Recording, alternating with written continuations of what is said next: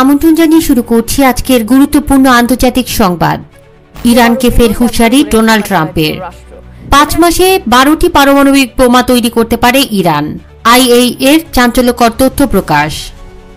ইরানে হামলায় ইসরায়েলকে রুখল না সিরিয়া, কিন্তু কেন এই নিরাপত্তা জানবেন বিস্তারিত সংবাদে। গুলি করে ত্রাণ কেন্দ্রের ভিড় নিয়ন্ত্রণ করে ইসরায়েলি সেনারা, শুনুন বিস্তারিত। ইরানকে আবারও হুঁশিয়ারি দিয়েছেন যুক্তরাষ্ট্রের প্রেসিডেন্ট ডোনাল্ড ট্রাম্প। একটি সংবাদ সম্মেলনে তিনি বলেন, ইরান যদি আবার পারমাণবিক অস্ত্র তৈরি করে তাহলে আবারও বোমা হামলা হবে। খবর আল জাজিরার। আন্তর্জাতিক পরমাণু সংস্থা আইএইএ যেন ইরানের পারমাণবিক কেন্দ্রগুলো পরিদর্শন করতে পারে সে ব্যাপারেও কথা বলেন ডোনাল্ড ট্রাম্প। সম্প্রতি ইসরায়েল ও ইরানের 12 দিনের যুদ্ধের পর ইরানের সর্বোচ্চ নেতা আয়াতুল্লাহ আলী খামেনি বলেন তারা এই যুদ্ধে জয়ী হয়েছে। তার এই মন্তব্যকে মিথ্যে ও হাস্যকর বলে উড়িয়ে দিয়েছেন ডোনাল্ড ট্রাম্প। তিনি বলেন খামেনি এক ভয়ঙ্কর মৃত্যু থেকে রক্ষা পেয়েছেন। নিজের সামাজিক যোগাযোগ মাধ্যম সোশ্যাল ট্রুথে ট্রাম্প জানান, ইরানের 3টি গুরুত্বপূর্ণ পারমাণবিক স্থাপনায় যুক্তরাষ্ট্র ও ইসরায়েল একসাথে হামলা চালিয়েছে। এতে ওইসব কেন্দ্র মারাত্মকভাবে ক্ষতিগ্রস্ত হয়েছে।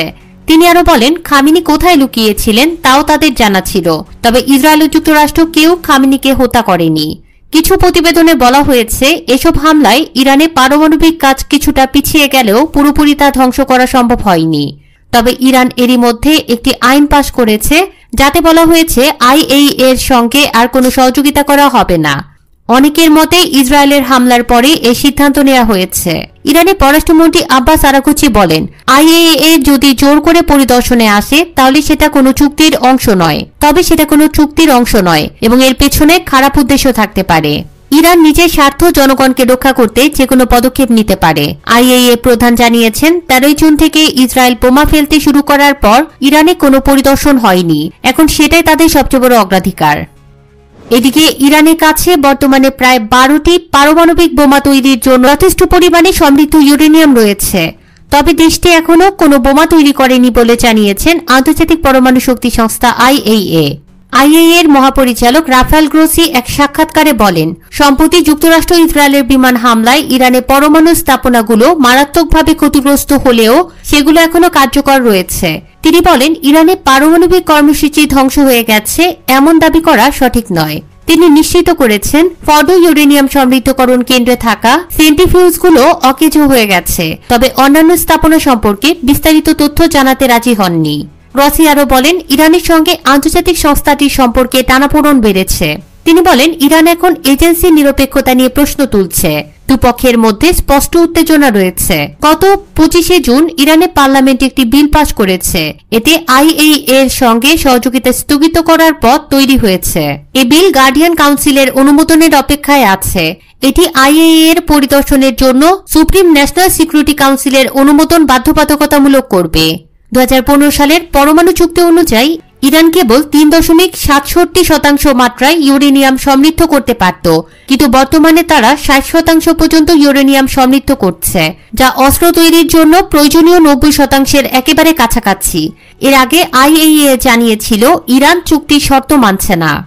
এদিকে সম্প্রতি ইরানের বিরুদ্ধে ইসরায়েলের 12 দিনের সামরিক আগ্রাসনে বারবার সিরিয়ার আকাশসীমা ব্যবহার করেছে ইসরায়েলি যুদ্ধবিমান, কিন্তু দেশীয় আকাশসীমা লঙ্ঘনের ঘটনায় কোনো প্রতিবাদ তো দূরের কথা, কার্যত নীরব থেকেছেন সিরিয়ায় অন্তর্বর্তীকালীন প্রেসিডেন্ট আহমেদ আল শারা।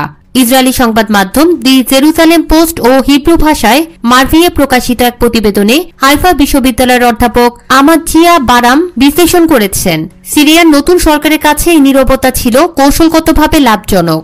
বারামের মতে, সিরিয়ার শাসক মনে করেন ইরানের উপর যত বেশি আঘাত আসবে দামেস্কের রাজনৈতিক অবস্থান ততই মজবুত হবে, কারণ কৌশলগত প্রতিদ্বন্দ্বী হিসেবে সিরিয়া বর্তমানে ইরানকেই বড় হুমকি মনে করে। ফলে ইসরায়েলের হাতে ইরান দুর্বল হলে তাতে সিরিয়ার নতুন নেতৃত্ব উপকৃত হবে বলেই মনে করছেন আল সারা। এছাড়া ইসরায়েলের এই সামরিক অভিযানের মাধ্যমে আল সারা বেশ কিছু মূল্যবান শিক্ষা পেয়েছেন, যেমন ইসরায়েলি বিমান বাহিনীর ক্ষমতা, তাদের গোয়েন্দা দক্ষতা ও যুদ্ধ পরিচালনায় নিখুঁত কৌশলের ধারণা, সব মিলিয়ে একরকম মাস্টার ক্লাস হয়েছে সিরিয়ার জন্য। বারাম বলেন, আল সারা নিশ্চয়ই তার নোটবুকে লিখে রেখেছেন ইসরায়েল চাইলে যে কোনো সময় তার ওপরও এমন হামলা করতে পারে। আত্মঘাতী মনোভাব না থাকলে এখন ইসরায়েলের সঙ্গে বিবাদে না জড়ানোই সবচেয়ে বুদ্ধিমানের কাজ। এছাড়া সিরিয়ার অভ্যন্তরেও নতুন কোনো যুদ্ধ চায় না জনগণ। গোলান মালভূমির নিয়ন্ত্রণে ইসরায়েলি উপস্থিতি কার্যত মেনে নিয়েছে দামেস্ক। সেখানকার জাতীয়তাবাদী চাপ উপেক্ষা করে আল সারা এক প্রকার বাস্তব রাজনীতি করছেন বলে মনে করেন বিশ্লেষকেরা। সিরিয়ার অবস্থান এতটাই কৌশলগতভাবে হিসেব করা যে ইসরায়েলের ইরান বিরোধী অভিযানে তিনি উপকার দেখছেন। একই সঙ্গে এ প্রেক্ষাপটে সিরিয়া ইসরায়েল সম্পর্ক নতুন এক মোড়ে এগুতে পারে বলেও মনে করা হচ্ছে। সব মিলিয়ে ইরান ইসরায়েল যুদ্ধ মধ্যপ্রাচ্যের জিও পলিটিক্সকে কাঁপিয়ে দিলেও সিরিয়ায় অস্থিরতায় নীরব থেকে নিজের অবস্থান শক্ত করেছে, এমনটাই মনে করছেন বিশ্লেষক আমাজিয়া বারাম। এদিকে গুলি করে গাজার ত্রাণ কেন্দ্রের ভিড় নিয়ন্ত্রণ করছে ইহুদিবাদী ইসরায়েলের সেনারা। তথ্য জানিয়েছেন ইসরায়েলের হ্যারেটস পত্রিকার সাংবাদিক নীর হাসান। এক প্রতিবেদনে এ তথ্য তুলে ধরেছে কাতার ভিত্তিক নিউজ চ্যানেল আল জাজিরা। আল জাজিরাতে দেয়া সাক্ষাৎকারে নীর হাসান বলেন, এটা মূলত এক ধরনের কৌশল যেখানে আগুন ব্যবহার করে জনতাকে নিয়ন্ত্রণ করা হয়। ধরুন, যদি কাউকে কোনো জায়গা থেকে সরে যেতে বাধ্য করতে চান তাহলে তার দিকেই গুলি চালানো হয়, যদিও আপনি জানেন সে নিরস্ত্র। মানুষকে এক জায়গা থেকে অন্য জায়গায় সরাতে ইচ্ছাকৃতভাবে আগুন ব্যবহার করা হয়। প্রতিবেদনে উল্লেখ করা হয়েছে, এমন অপরাধমূলক কর্মকাণ্ডের নির্দেশ ঠিক কোন ইসরায়েলি কর্মকর্তা দিয়েছেন তা জানা না গেলেও নীর হাসানের ধারণা তিনি সেনাবাহিনীর কোনো উচ্চপদস্থ কমান্ডার হতে পারেন। নীর হাসান বলেন, এই কৌশল ব্যবহৃত হওয়া সত্ত্বেও অধিকাংশ ইসরায়েলি নাগরিক এবং সেনা সদস্য এখনও গাজায় চলমান যুদ্ধকে ন্যায্য মনে করেন। তবে সাম্প্রতিক সময়ে এ বিশ্বাসে ফাটল ধরতে শুরু করেছে। তিনি বলেন, ধীরে ধীরে আরো বেশি মানুষ প্রশ্ন তুলছেন, এই যুদ্ধ কি সত্যি প্রয়োজনীয়? একই সঙ্গে তারা ভাবছেন, গাজার সাধারণ মানুষ এই যুদ্ধের জন্য কত বড় মানবিক মূল্য দিচ্ছে। তিনি আরো বলেন, ইসরায়েলের মূলধারার সংবাদ মাধ্যম সাধারণত যুদ্ধের চিত্র উপস্থাপন করে সেনাবাহিনীর দৃষ্টিকোণ থেকে, ফলে গাজায় চলমান যুদ্ধের মানবিক দিকগুলো প্রায় উপেক্ষিত থাকে বা সেভাবে তুলে ধরা হয় না।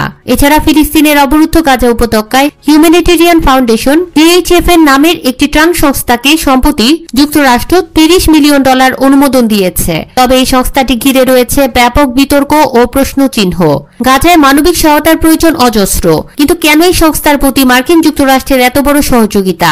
উল্লেখ্য, DHF নিজেকে একটি মানবিক সংস্থা হিসেবে দাবি করলেও আন্তর্জাতিক বিভিন্ন সূত্রে দাবি করা হচ্ছে এটি ইসরায়েলি সরকারের প্রত্যক্ষ বা পরোক্ষ নিয়ন্ত্রণ ও তদারকিতে পরিচালিত হয়। অর্থাৎ এটি প্রকৃত অর্থে মানবিক নয়, বরং গাজায় ইসরায়েলের রাজনৈতিক স্বার্থ সুরক্ষার একটি সফট পাওয়ার টুল হিসেবে কাজ করছে। এই সংস্থা সাধারণত প্রচারণার মাধ্যমে ইসরায়েলকে গাজার জনগণের কল্যাণে কাজ করছে এমন ভ্রান্ত ধারণা ছড়ায়। অথচ বাস্তবতা হল গাজা বর্তমানে অবরুদ্ধ, বিধ্বস্ত এবং খাদ্য চিকিৎসা সামগ্রীর তীব্র সংকটে। সেখানে মানবিক সহায়তা পৌঁছানোর প্রধান বাধা ইসরায়েলি। ফিলিস্তিনের মানবাধিকার সংগঠনগুলো DHF কে বিশ্বাসযোগ্য মনে করে না। তাদের মতে এই সংস্থা প্রকৃত নিরপেক্ষ ত্রাণ কার্যক্রমকে বাধাগ্রস্ত করে এবং গোপনে ইসরায়েলের গোয়েন্দা নজরদারিতে সহায়তা করে। ত্রাণ বিতরণে তারা রাজনৈতিক আনুগত্য নিশ্চিত করাকে অগ্রাধিকার দেয়, যা মানবিক নীতির পরিপন্থী। আমাদের চ্যানেলের এমন নতুন নতুন খবর পেতে চ্যানেলটি সাবস্ক্রাইব করে পাশেই থাকুন। ধন্যবাদ।